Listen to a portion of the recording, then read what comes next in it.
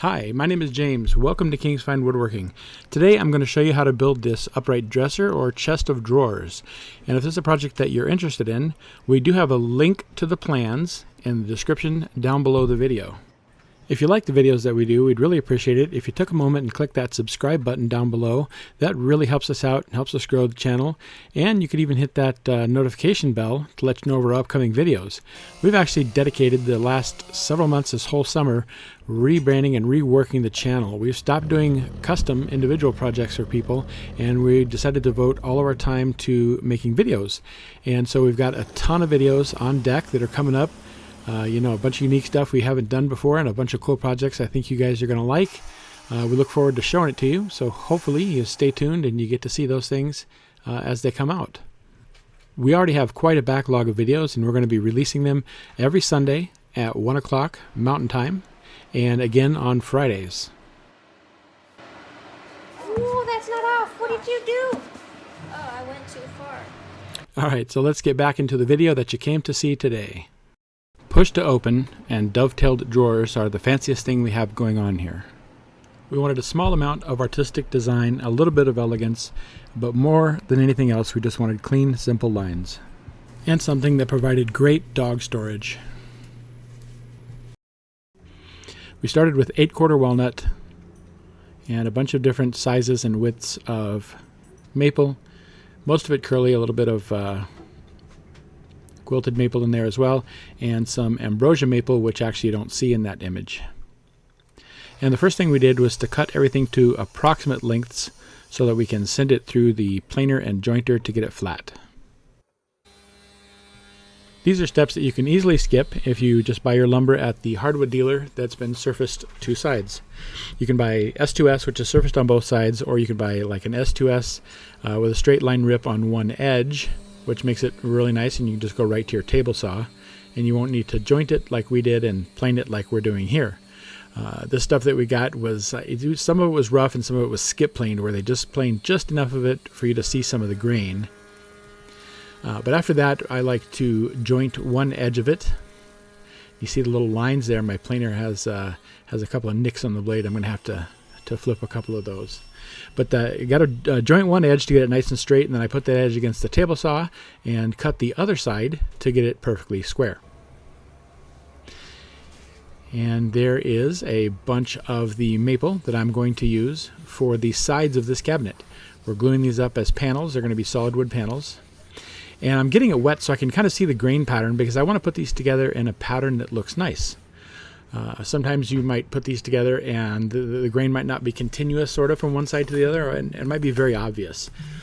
Since these aren't book matched or anything like that, I just want to get something that's close. And once I find that, I'll put a triangle on here, and that'll kind of indicate to me that, to put them together in this orientation. Whatever I do with them after the fact, I put them back together in this orientation, and I know I've got the best possible grain matchup because I tried all the different ways. And then you have to obviously put lots and lots and lots and lots, and then a whole lots more glue on all the edges. The more the better. And parallel clamps really work better, better than anything else if you have wide glue ups, because they're the least likely to cause warping and bowing in that wood. But even so, you're going to want to use cauls. That's what these are here. This is just some 3/4 inch thick hardwood that I've got some saran wrap around them, and I'm turning them up on edge, and I'm going to clamp them down here, and that's going to keep my panel nice and flat during the course of the glue up. I haven't put full pressure on these long parallel clamps yet because I had to get the cauls in first, and this is going to eliminate any possibility of these panels from warping. So even if you use parallel clamps, you should use cauls, especially for a wide panel glue up. It's essential. Now we're going back through and just kind of torquing everything down, and then we'll start removing some of the excess glue. If you don't have glue squeeze out everywhere, it means you probably missed some somewhere. And while it might not be a big deal, I just don't want to take a chance on any of this, down the road, maybe a joint coming apart because I didn't have enough glue. So I do tend to put a little bit more than I'm probably supposed to. And you see the boss there's inspecting the work. I think she's pleased. Put a little bit more than I need. And that's important. And there you can see she's achieving maximum woodworking enjoyment with a floppy piece. And that was my daughter Kavita. She's in a lot of these clips. And the quick way to handle this is to just take off the excess glue like this, and then we'll use a you can either leave it like that and then sand the rest off when it dries, or you can use a damp cloth and take the excess off now. So both work. And now that the glue's been removed, you can see the other boss is taking a look and making sure that he approves, and I think he does. And then we're going to let those dry overnight. And once done, we can disassemble it. Probably would dry in 4 or 5 hours. If you had another thing to glue up, you could probably even take the clamps off in a couple of hours. But we didn't have anything to do on these right away because we had other work that we could be doing. So we let them dry overnight. We did 2 panels in total. And here's a scraper, kind of get the little bits of dried glue off, and where the clamp touched them. That'll help get the bulk of that. And then of course our sanding will take the rest of that off, no problem. This is my daughter Kavi's boyfriend. He works with us full-time in the shop. He's turning out to be a fantastic woodworker. We learned a whole lot. And one thing we're doing here is we don't want to over sand. I don't have a drum sand or anything wide enough to send this through as a panel. So if we mark everything with a pencil, the whole surface of the pencil, and you just basically sand relatively lightly until the pencil marks are gone. If you get the pencil marks gone everywhere, that means you've sanded everywhere, essentially what we would call one time. And then you may want to put a pencil marker again and repeat. And just keep repeating that process until you have everything nice and smooth the way you want it, and then it will all come down really uniformly. And that's what's important. Okay. So here I'm doing a layout. I want to have a curve for the walnut corners, the corners of the frame that hold this whole cabinet together. I want a nice gentle curve along the whole way. So I've got a piece of wood here that I've bowed. I just cut a strip of maple about 1/8 of an inch thick, so it'll bow, but it'll stay nice and straight. It won't have any wiggles along that bow. And I've made measurements indicating the depth of the curve that I want, and then I've traced it out. And this piece is going to be my template piece that I'm going to mark those curves on the walnut. And as a reminder, if you get the plans, I'll have the layouts for exactly how these templates need to be included as part of the plans. And then we'll go to the bandsaw. You could use a jigsaw, but I'll go to the bandsaw and I want to cut it to follow the curve. I don't actually want to cut all the way down to the pencil line. I would like to sand to the pencil line if I can. I just want to get really close, but I would like to have the whole pencil line showing. And then what I want to do is I want to sand that down to the pencil line as carefully as I can, because I want a nice, smooth, continuous contour. And the way to do that is long, continuous strokes. Don't sand in short strokes, like back and forth really quickly. Long, continuous strokes will end up giving you a smooth contour, a uniform contour, a uniform arc, a uniform curve. That's really important to have, because that's our template piece. We're going to use that as a pattern to cut out the actual shapes of this walnut. The walnut I also got rough. I got a deal on some rough walnut several years ago, and so I'm still kind of going through it here. Normally I don't like to buy rough because it's a lot of extra work. We've got to mill it down, and that just takes a lot of time away from the project. But it's fun as well to if you're not in a rush or anything like that, if you're not trying to create videos which already consume a bunch of time, then there's really no problem with it. But it's also nice to get stuff that's already been milled and you don't have to deal with. So this is the first of the walnut legs, which is also the corner frame member, the structural member that holds this cabinet together, this chest of drawers or dresser or whatever you'd like to call it. So I did some rough milling to get it approximately to shape. And now I'm going to do the fine milling, jointing and planing, and I'll be planing both the flat and the longer edge, because I want all four to be perfect. So I'm sending all 4 pieces through at the exact same time, all 4 through the flats and all 4 through the longer of the 2 sides there. And then I have 4 identical pieces. Now I'll just place my pattern, which we made, and remember we carefully sanded that so that it's perfect. And I'm using double-sided tape to hold the pattern in place. And we'll just put the pattern right on top, lining it up exactly to one edge. Now my walnut is longer than it needs to be. The pattern's the exact size of the project, but the walnut is longer. It gives me room for error and room to trim that off at the end. And there it is. So the first thing we'll do is to trim off the extra wood. I could just take a router to it and just fight through it, but it's a whole lot easier and makes a much neater, a cleaner, and better looking cut if I can get the excess wood out of the way first, like that. Which is what I did. And the next step is to take it to the router table, use the bearing, use a flush trim bit or a pattern bit. In this case, this is a pattern bit. It's got the bearing on the side that's closest to the router, and I'm basically making the walnut mimic the pattern that's down below it. Just like that. Once that's done, I gotta get the template off there, which is I had to put it in the vise to do that. The tape holds strong. Once that's done, I can actually use the walnut itself as the pattern guide for the upper half, because it's perfect, and the pattern bit cuts things, you know, the bearing's the exact diameter as the cutter. All right, then we'll do some sanding on that as well. Here again, I even though it's practically perfect, I still want to do long, continuous, even strokes. I don't want to do anything short because I want that to look like a really nice, gradually blended contour. I want it to be a perfect arc. No ins and outs on the arc. So while those are being worked on, Ryan is going to start cutting material for the top. The top is also going to be 8/4 walnut. And that's some pretty ugly walnut now, but it'll be nice looking when we're done, hopefully. And it's got to go through the milling process, as you might have guessed.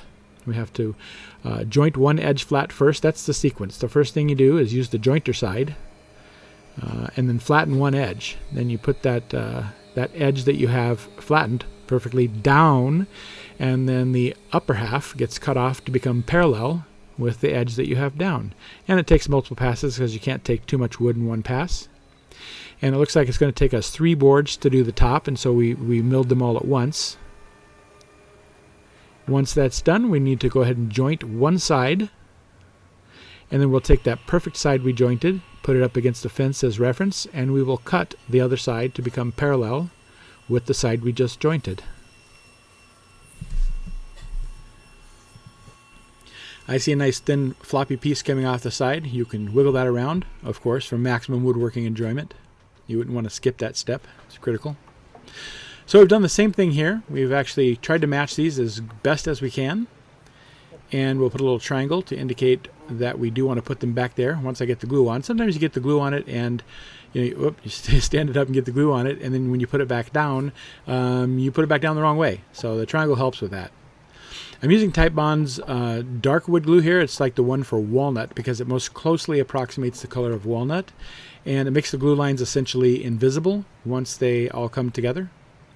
And I think that's much nicer than using Titebond 3, which is actually my go-to glue for everything except for walnut. Oh, I suppose unless also I want to do something fast, then they do have a speed set, a quick cure type glue, which I also prefer. Same technique here. Clamps parallel, of course, because it's a pretty wide panel glue up, and cauls. Cauls are critically important. We want this thing to stay flat. Once the cauls are in snug, then we can tighten down the parallels. And go ahead and give these parallels as much force as you want to give them. They're good for up to about 1,700 pounds of force, so you can crank the crap out of them.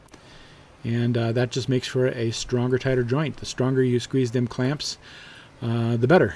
Titebond actually recommends up to 250 pounds per square inch of bonding force, and there's a lot of square inches there between those joints. So many, many thousands of pounds of bonding force are required to achieve a good bond and a strong bond. Okay, so now I have jumped back to the vertical legs, which have that curve in them. And I'm just working on the straight edge, not the curved edge, of course. And I've got to put a big dado in the edge of this. It's also called a rabbet since it's right at the edge of the wood, or a rebate, I suppose, if you're in the UK. And that dado, or rabbet there, is going to hold the panels together. And then I've rounded over the other sides with a large radius round over bit.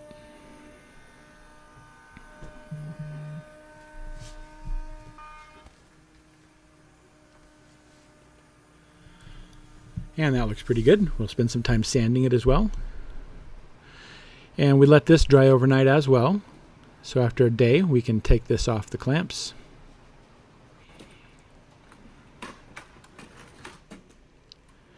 Parallel clamps are expensive, but they're a very handy thing to have if you do large panel glue-ups. They keep the boards really quite flat, and those with a couple of calls, and you've got a dead flat glue-up once it's all done. And it looks like we're about ready to start sanding this panel. And you can see there's the 4 rabbets that we have going on with this put together, and the cabinet is basically going to go in between that. So before we sand, we want to go ahead and scrape off the excess glue, the thick stuff that was on the top that we didn't get initially. And then we're going with the Rotex here to start. The Rotex is really aggressive. And we're doing the same thing. We just want to sand the entire thing once. And then we'll mark it. We'll just keep going down slowly and gradually until the entire project is has become sanded nice and flat and stays nice and uniform.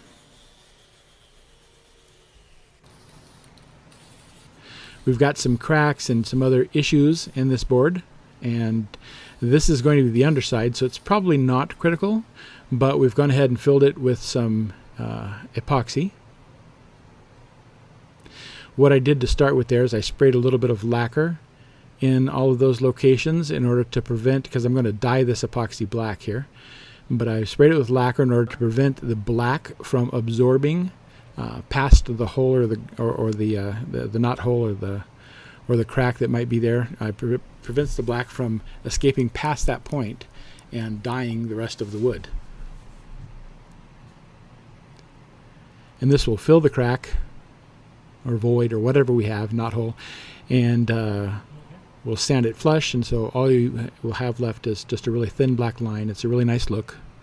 Again, this is just the underside of the cabinet. This is more or less practice, so Ryan could see this done. He's seen it done once, but I think it's good to see things done lots of times if you haven't. Otherwise we could have just ignored that because it's the bottom side of the dresser top. And then, of course, we will sand these. There's actually a ton of sanding in this project. We showed very, very little of it, and as the project goes on, I'll show less and less, because you can just imagine there's sanding at every step, just like there is with every project. And I go down to some hand sanding. For the corners here, I want the corners to be, relatively sharp, but not so sharp you can get a splinter or get cut. So I just do those with sandpaper by hand.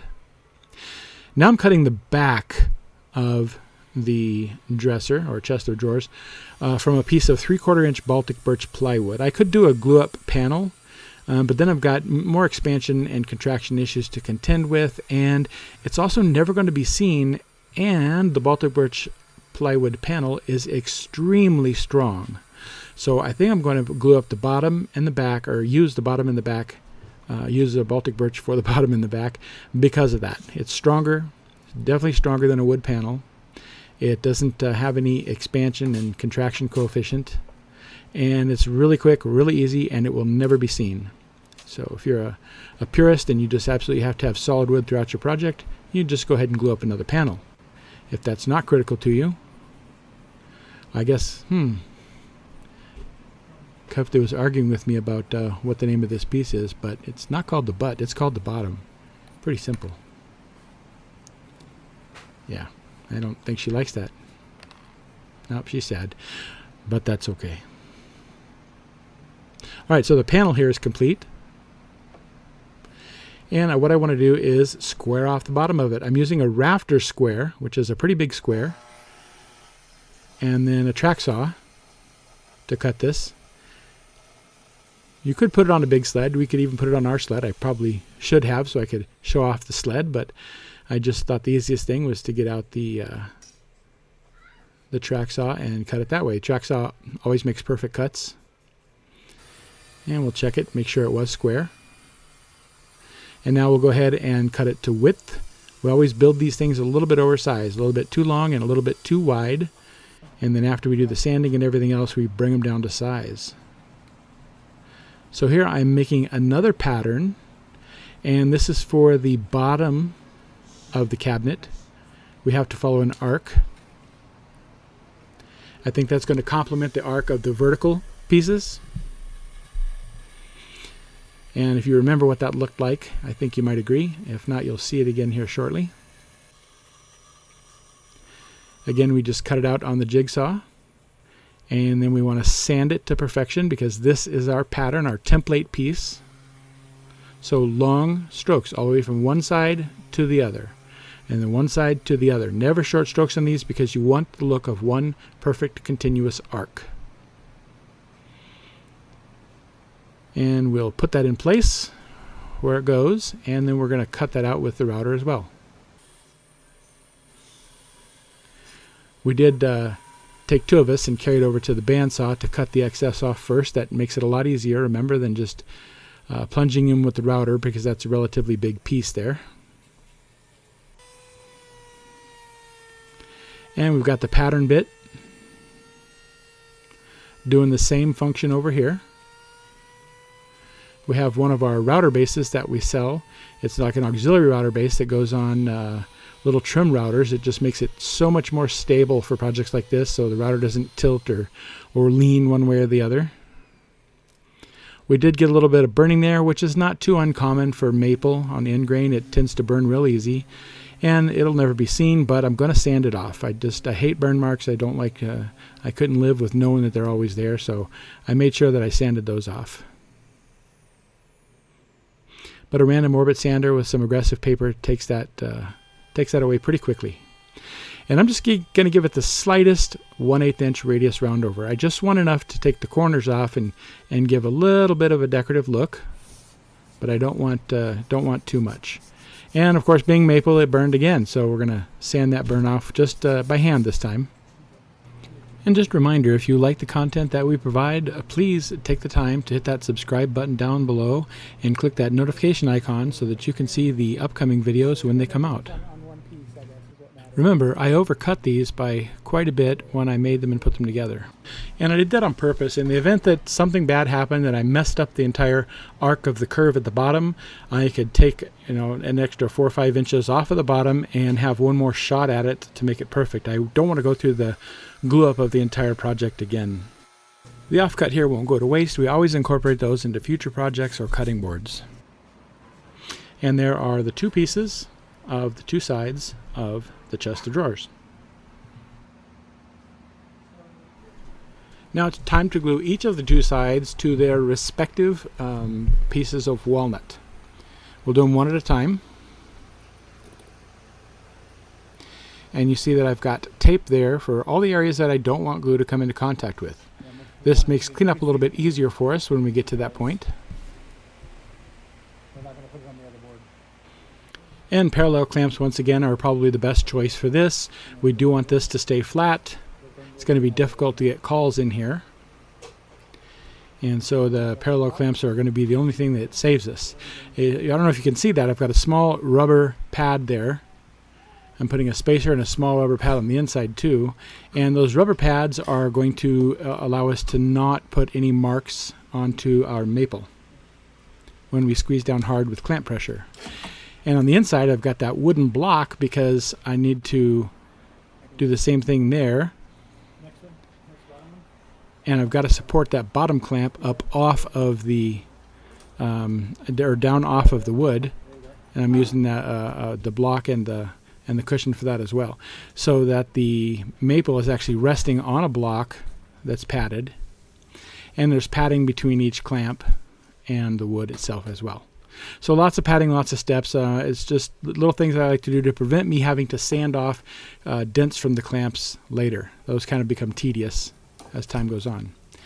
So we let this thing dry up overnight, and then we took all the clamps off. And now we're going to take the tape off. Sometimes it's tedious to take the tape off. I'm going to erase the argument that Cubby and I had earlier on the back of this, or the bottom of this piece of wood, so we can get to using it here shortly. But sometimes it's hard to get the tape off, so don't give up. You know, it's still worth doing. It just takes a little bit of extra sanding and a little more tedious to get it done. So you remember the two arcs that we put on the sides of the cabinet into the right into the side panels themselves. Now I have to put an arc onto the front of the cabinet. The arc on the front of the cabinet is going to be a little bit different. It's a different radius to that arc because the front of the cabinet is wider than the cabinet itself is deep, and so it's the arc spans a longer distance. I'm going to go up in the arc by the same altitude, but it's got to span a longer distance, and that makes it a different radius, so I do have to make another template for that guy. And I'm measuring to make sure I got the exact width that I need here.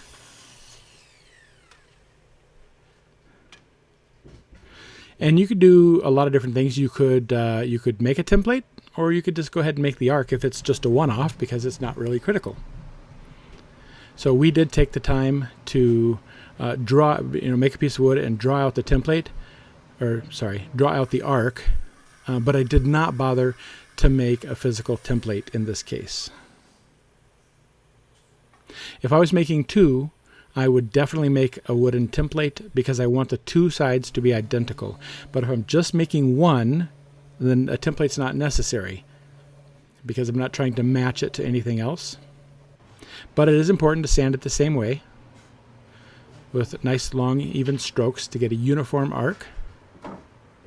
This piece we're working with here is the bottom of the entire carcass. It is also made of Baltic birch plywood, just like the top. I'm sorry, just like the back. And I'm making marks on the locations for dominoes. I'm going to domino this into the cabinet. You could use dowels. You could use pocket screws. I'm going to use dominoes. Dominoes are the strongest of those choices. They're hidden. I think it looks nice. A domino is essentially a floating tenon. It's like a mortise and tenon joint, but you can put them anywhere. You take the tenon with you, that's the domino, and you drill your mortises with the jig, and then you make your mortise and tenon joint wherever you want.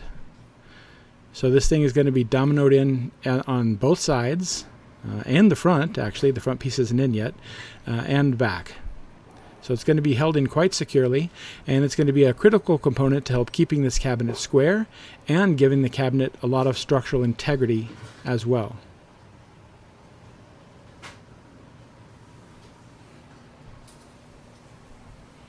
So with everything marked and laid out, see, I've identified where the bottom is, where the back is, how these different pieces made up, where the sides are, etc., where the front is, what leg each corner is associated to.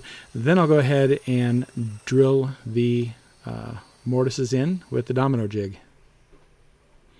And it's pretty straightforward.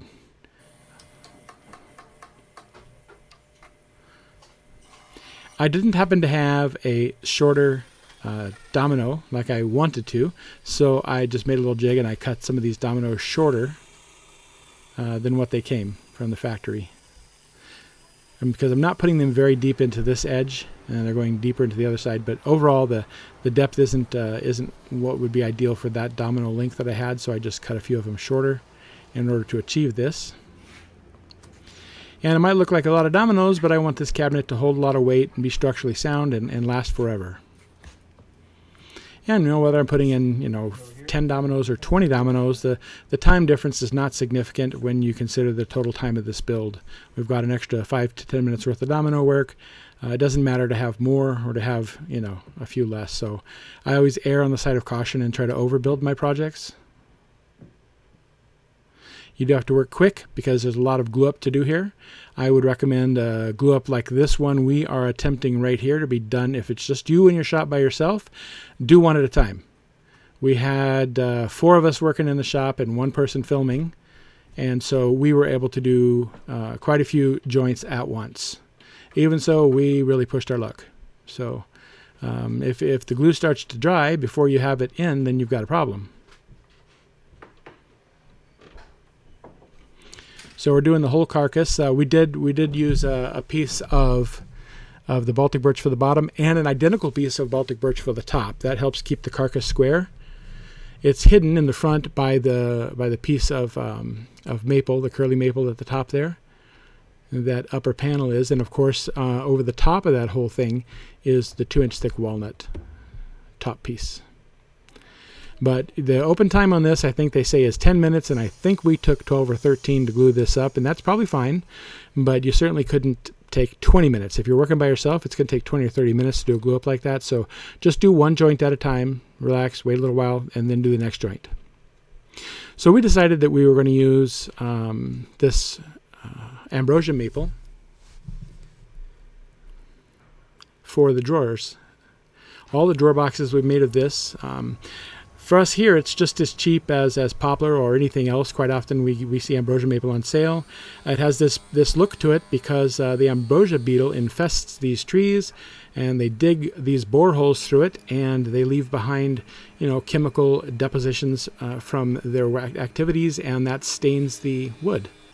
And I think it actually looks really nice. And in a lot of places, a lot of situations, it sells for a small premium over regular maple, but I was able to buy it pretty economically. I think we paid about $4 a board foot for it. So it would be just as cheap as me going with poplar or even almost Baltic birch. Baltic birch might have been a little cheaper, but I did want a solid wood drawer. I think solid wood drawers are nicer than plywood drawers. So that's what I wanted, and that's what we did. The bottom, of course, will be plywood. So here's what you do is we laid out the drawers. I've got 8 drawers in total in this thing, probably overkill on the drawers. But I'm going to lay them all out, front, back, left, right, and drawer number, etc. And that's how we do this. I've got a video that I'm going to follow up with, breaking this making of dovetails out. And just that will be in the video, nothing else. So to be a little more in depth, I'll show you step by step how to make a dovetailed drawer and how to organize drawers and do things like that. So I'm not going to cover it too much in this video. I'll just kind of go briefly over the steps. But first thing we did was cut them to length, and then we identified them.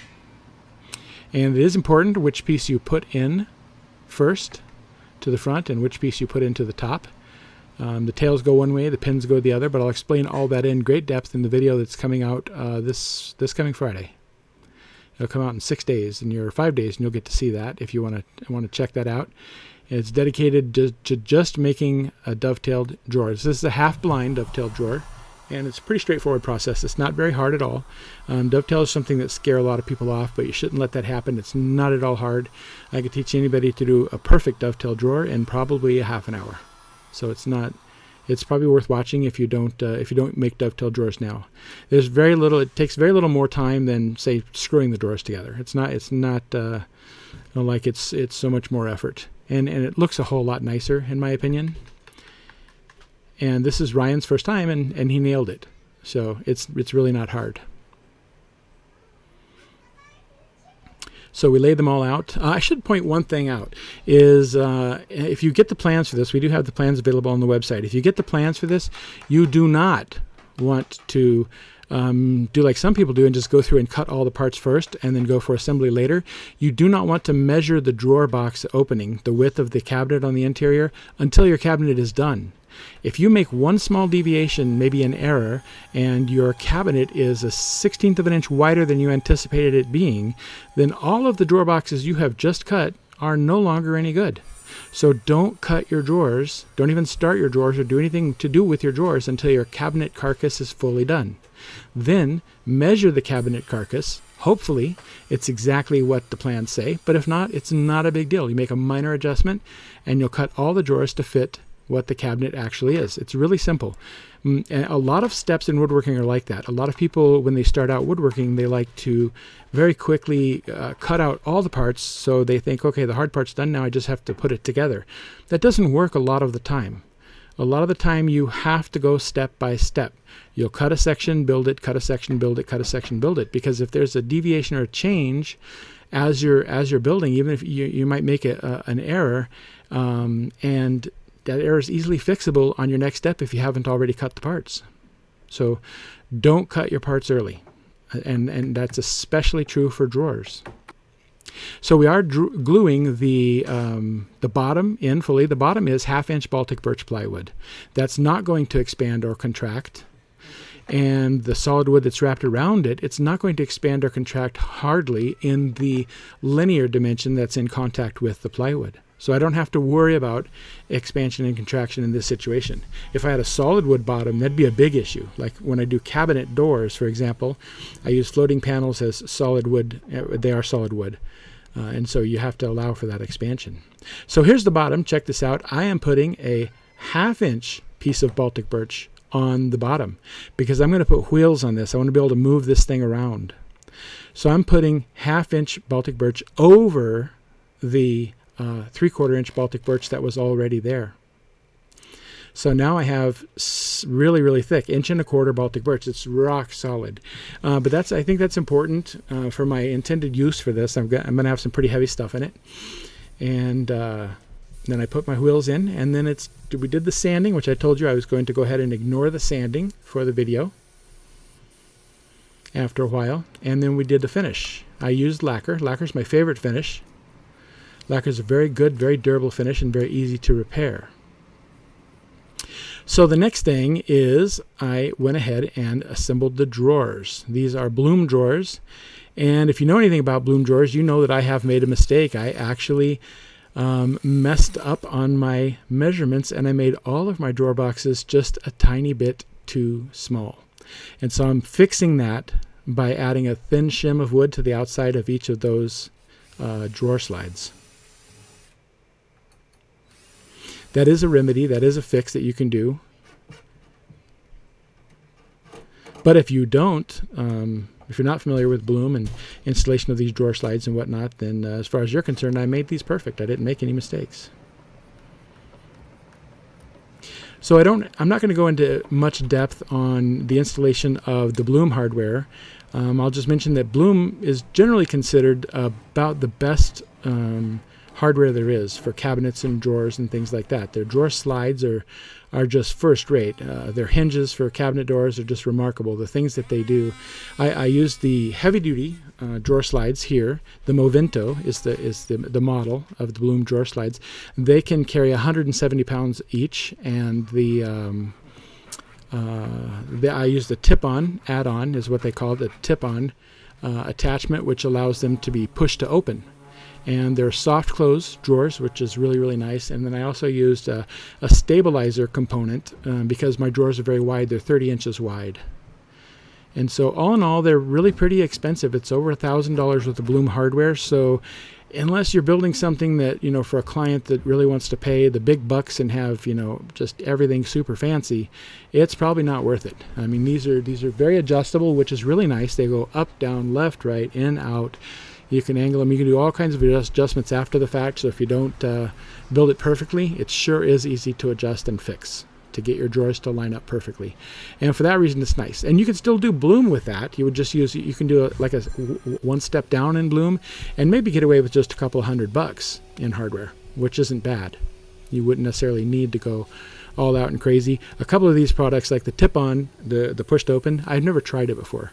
And the drawer stabilizers, I've never tried them before. So I wanted to try that stuff, and so I went ahead and spent the money to give it a shot and see what I thought about it. We used to do kitchens for a long time, and I've always liked bloom, but I've never tried some of their other higher-end stuff, and I wanted to give it a shot. So having said that, I probably wouldn't buy it again. I think it's not worth the money, but it's really nice. And then I went ahead and did the outside. I did the inside of the cabinet first, was finished before I installed the hardware. And then I went back and did the outside of the cabinet once that was all done. And then one of the final steps here, I had to put a new trim piece on my edge guide there, my guide rail. But one of the final steps is to cut the top to size. And the track saw for me is my choice. It's quick and easy. It gets the job done nicely. And I wanted to give it a really big round over, top and bottom, almost so that it looks like a semicircle or like a pencil edge. around the top, and you'll see that when I flip it over and do the other side.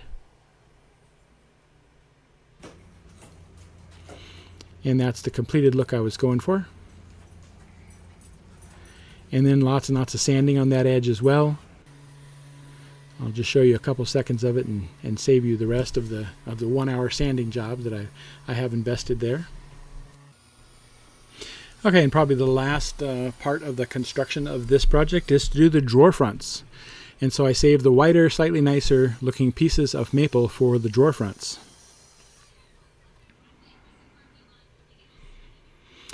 And if I had tons of money and tons of time, I would have probably tried to buy book match boards and all kinds of fantastic stuff to make the front look great, but probably this project isn't really worthy of that. Just wanted something a little bit simple.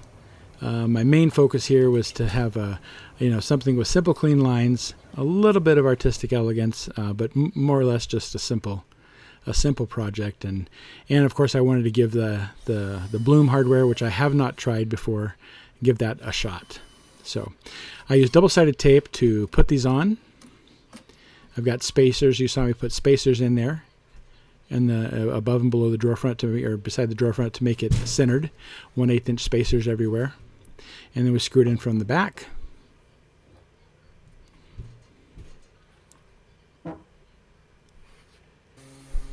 And then of course we'll take the whole thing apart, sand it. I'll give small roundovers to the front, or Ryan's going to give them in this case here. Oh, maybe that is me. I'm not sure. I think that is me.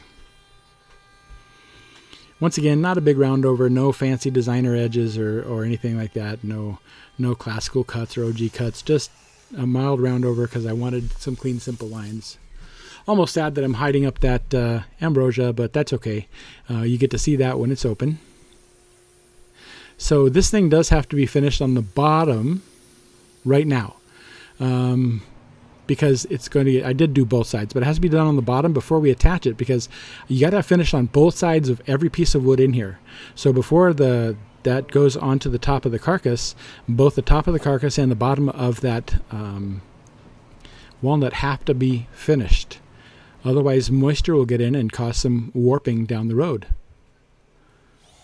So we're going to drill some countersink holes and attach them. I think we put either 6 or 9, maybe 9 screws in this. I want to be able to take it off later, so I don't want to glue it on. Who knows, one day maybe I'll have to scrap this and I want to save that wood. But anyhow, there it is, all complete. You can see the design I was looking for. There's the dark marks I put in the back on that side. We've got the same thing on the other side, and here's how they open. They're all pushed to open, and of course they're soft close. And I think when you open them and you get to see that ambrosia maple and the dovetails on the inside, I think that's a pretty nice look. I hope you enjoyed watching the video. Thanks for watching.